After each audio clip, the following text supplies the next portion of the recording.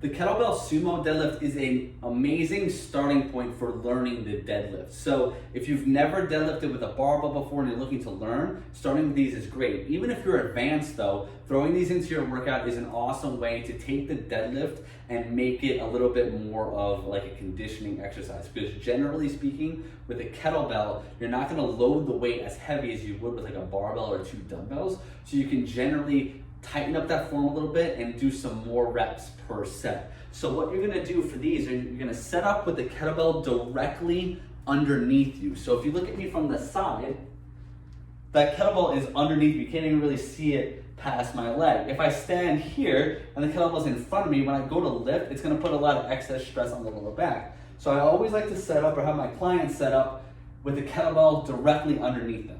Now, when I go lower my body to the kettlebell, I really want to pay attention to what my hips are doing. I always want to start the rep from the bottom.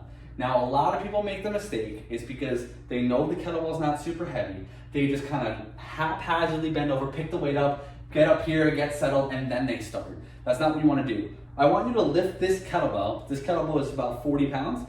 I want to lift this kettlebell like it's going to weigh 400 pounds. So I want to prepare for the rep like this weight weighs at least 10 times more than it actually weighs. Because if you get that in your mind, you are going to prime and prep your body for every rep with caution, which is how you should lift every single weight, regardless of how much it weighs. So I don't care if this is a 10-pound kettlebell or it's 500-pound barbell, you're going to use the same technique for every single rep. So my feet are going to be about, I'll show you from the front, so now you know the kettlebell's directly underneath me. My feet are about hip width apart. This is wider than I would stand for a normal deadlift. A sumo deadlift is always with wide feet. So my feet are about hip width apart. What I want to do here is I want my arms glued to me like this. I don't want them out here in front of me. I don't want them kind of dangling. I want my shoulder blades set back, arms glued. Remember, pretend this weighs 400 pounds. My hips are going to go back, my knees are going to go out, and those arms are staying glued to my thighs. So my arms are scraping the inner thighs the entire time. I'm gonna set my hips back, lock my shoulder blades in, and then I'm not thinking about picking up the weight. That is super important. Do not try to lift the weight.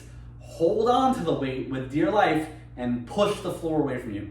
Super important. It's the one thing I don't want you to forget. Hips back, knees out, grip the handle, shoulders back, deep breath in, and then push the floor. As the weight comes up, squeeze your butt and drive your hips forward. I'll show you from the side.